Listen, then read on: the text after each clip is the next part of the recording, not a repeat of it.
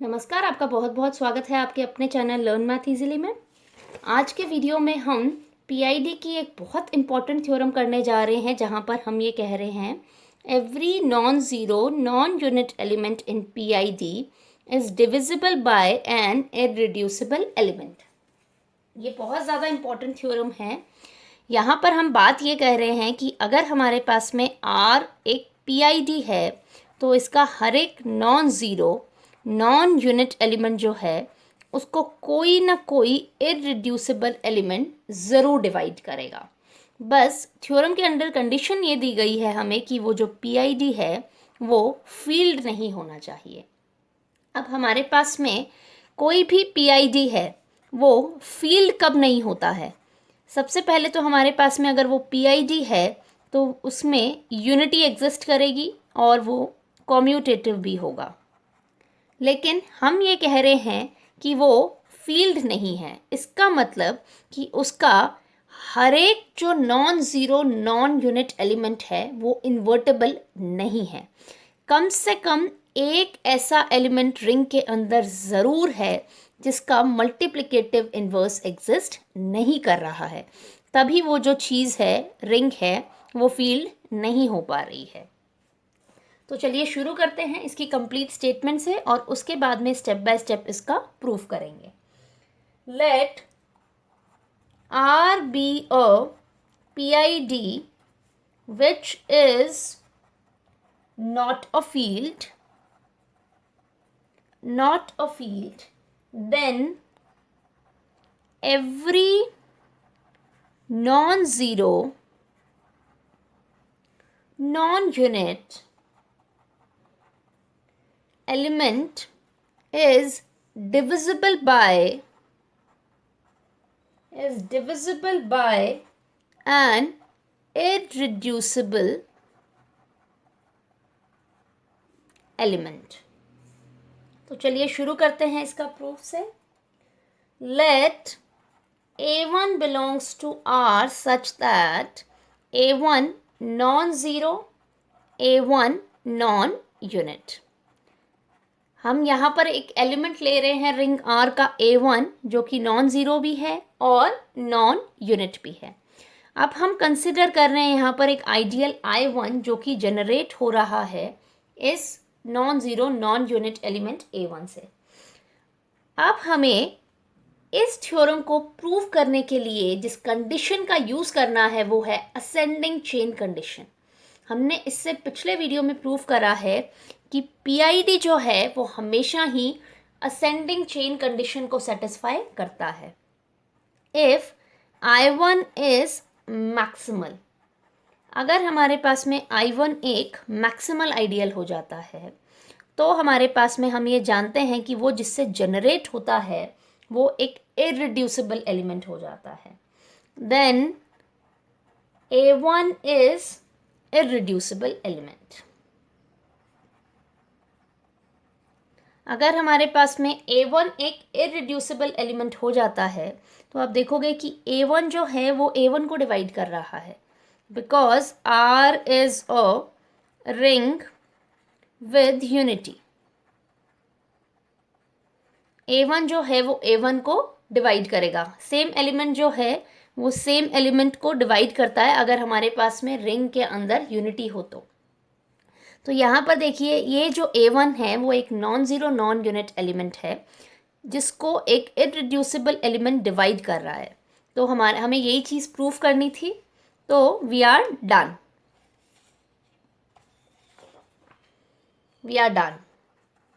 हमें जो प्रूफ करना था वो हमारा हो गया है। हमारा प्रूफ कब कंप्लीट हुआ? जब हमने ये कहा कि I1 जो है वो मैक्सिमल आइडियल है। If I1 is not maximal, अगर हमारे पास में I1 जो है वो मैक्सिमल नहीं है और I1 जो है वो किसके अंदर कंटेन कर रहा है? R के अंदर। अगर I1 मैक्सिमल नहीं है तो I1 और R के बीच में एक आइडियल I2 एग्जिस्ट कर जाएगा जो कि I1 के भी बराबर नहीं होगा और R के भी बराबर नहीं होगा। और I2 is an ideal of R and R is a PID। हमारे पास में R क्या है, एक प्रिंसिपल आइडियल डोमेन है, तो उसका हर एक जो आइडियल है वो प्रिंसिपल आइडियल होगा। In particular I2 is a principal ideal. In particular हमारे पास में I2 जो है वो भी एक प्रिंसिपल आइडियल होगा। सपोज I2 जो है वो जनरेट हो रहा है एलिमेंट A2 से, A2 बिलोंग्स टू R। अब यहाँ पर देखिए I1 जो है वो स्ट्रिक्टली कंटेन कर रहा है I2 के अंदर, implies ideal generated by A1 strictly contained in ideal generated by A2। ऐसी कंडीशन में हमारे पास में क्या हो जाएगा, A2 डिवाइड्स A1। ये चीज़ हमने कर रखी है कि अगर ideal generated by A contained in ideal generated by B implies B divides A। ये हमने PID के शुरुआती प्रॉपर्टीज़ में ये चीज़ हमने कर रखी है। तो इस तरह से हमारे पास में A2 जो है वो A1 को डिवाइड कर रहा है। अब हम फिर से जो कंडीशन हमने I1 में यूज़ करी थी कि क्या वो मैक्सिमल है या नहीं है, वो सेम कंडीशन हम I2 में भी कंसिडर करेंगे। If I2 is maximal then A2 is irreducible. अगर हमारे पास में I2 मैक्सिमल है तो A2 हमारे पास में क्या है, एक इररिड्यूसिबल एलिमेंट हो जाएगा। तो यहाँ पर non zero non unit element A1 को एक इररिड्यूसिबल एलिमेंट जो है वो डिवाइड कर रहा है। We are done. ये हमने कब करा, जब I2 हमारे पास में मैक्सिमल होगा तब ये वाली कंडीशन होल्ड होगी।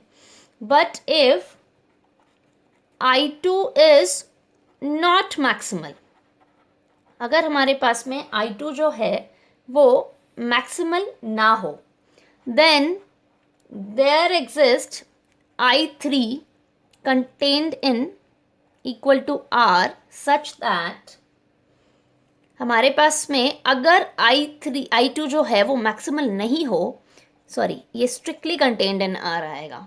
There exists ideal I3 strictly contained in R such that I2 contained in I3 contained in R, और ये strictly होगा क्योंकि ये हमारे पास में I2 जो है वो मैक्सिमल नहीं है। यहाँ पर देखिए ये कंडीशन भी है कि I1 strictly contained in I2 strictly contained in I3 strictly contained in R।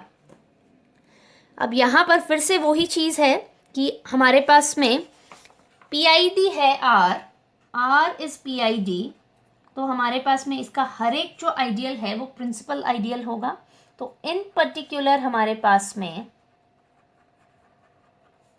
I3 is a principal ideal, तो वो रिंग के किसी ना किसी एलिमेंट से जनरेट हो रहा होगा। अगेन I3 सपोज जनरेट हो रहा है A3 से, A3 बिलोंग्स टू R। अब I1 strictly contained in I3, इसका मतलब ideal generated by A1 strictly contained in element generated ideal generated by A3, इसका मतलब A3 डिवाइड्स A1। फिर से हमारे पास में वही कंडीशन हम लेंगे, if I3 is maximal then A3 is irreducible. अगर हमारे पास में I3 मैक्सिमल हो जाता है तो A3 इररिड्यूसिबल एलिमेंट हो गया। तो यहाँ पर non zero non unit element A1 को एक इररिड्यूसिबल एलिमेंट A3 डिवाइड कर रहा है। We are done. लेकिन क्या हो अगर I3 मैक्सिमल ना हो, but if I3 is not maximal, तो इस तरह से हमें आइडियल क्या मिल जाएगा, I4। तो आप क्या देख रहे हो, I1 strictly contained in I2 strictly contained in I3 strictly contained in I4। फिर आप ये चेक करोगे I4 मैक्सिमल है या नहीं, मैक्सिमल हो गया तो ठीक है, अदरवाइज एक और आइडियल आ जाएगा I5। इस तरह से आप ये वाला प्रोसेस जो है वो कंटिन्यू रखते रहोगे, लेकिन ये प्रोसेस जो है वो इनफाइनाइटली नहीं चलेगा। This process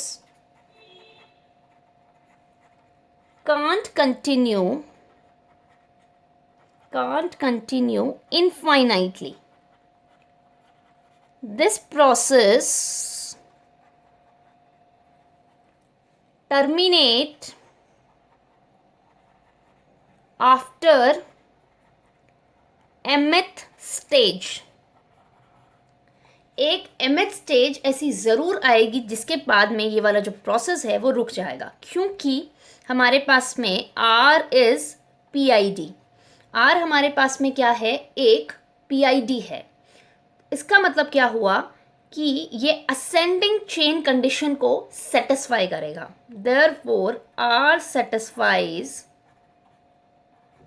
ascending chain condition. तो ये असेंडिंग चेन कंडीशन को सेटिस्फाई करेगा. इसका मतलब कि हम कोई भी असेंडिंग चेन ऑफ आइडियाज़ ले लें तो वो एक स्टेज के बाद में रुक जाएगी, टर्मिनेट हो जाएगी. Therefore we will gate